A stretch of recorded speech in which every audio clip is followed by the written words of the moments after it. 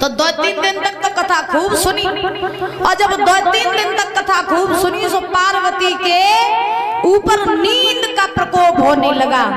तो पार्वती सो गई। अब जब पार्वती तो सोई गई, लेकिन बाई गुफा में महाराज एक तोती का बच्चा मर कथा सुन रहा था। तो जब उस तोती के बच्चे ने देखा कि पार्वती तो सोई गई, अब भोले बाबा को अगर हुकारे न मिले तो फिर भोले बाबा कथा कहना बंद कर देंगे। तो पार्वती की जगह वो तोती का बच्चा हुकारे देने लगा, और जब हुकारे दिए तो क्या हुआ? एक गिरधर पर शिव शंकर बोले और बैठे आसन डार, और अमर कथा जब लगे सुनाने और गौरा को प्रपुराण, उमा के परिय सोता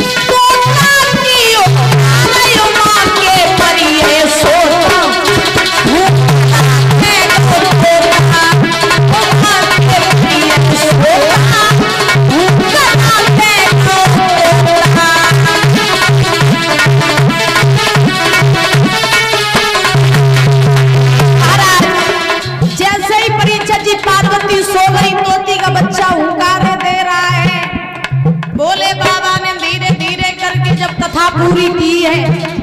भोले बाबा ने जयकार लगाया, बोलिए गोविंद भगवान की। जैसे ही जयकारा लगाया तो घबराए थे पार्वती उठी। आपने देखा हो जब पंडाल में जब कोई सोए जा तो वो कবে जगत जब जयकारा बोलो जा, जब जयकारा बोलो जा तब जगत। अब आदि कथा तो नींद में चली गई। पड़ोसी से पूछत कथा कहाँ चल रही थी, कथा कहाँ चल रही थी भैया तुम कहाँ आते? बोले का करें आंख लग गई सोई गए थे।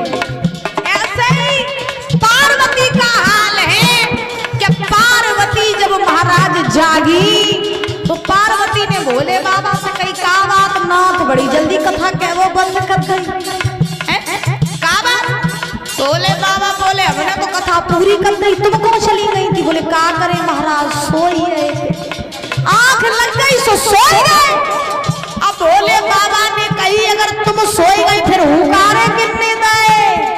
पार्वती बोली देखो तुम जानो कितने दे। उसी समय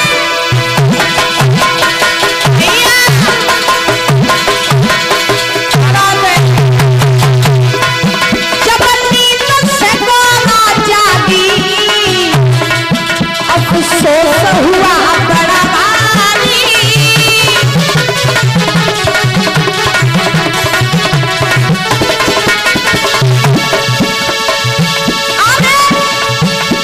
हाथ जोड़ने वाली प्रभु लग गई आप हमारी।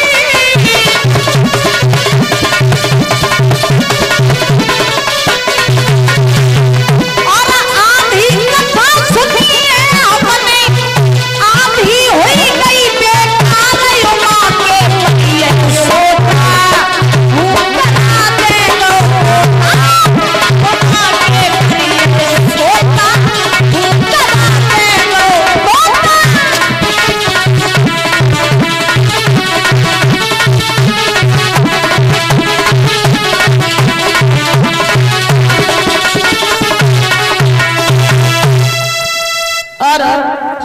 राजपूत भैया जी की तरफ से 51 रुपए आए हैं, बहुत बहुत धन्यवाद है।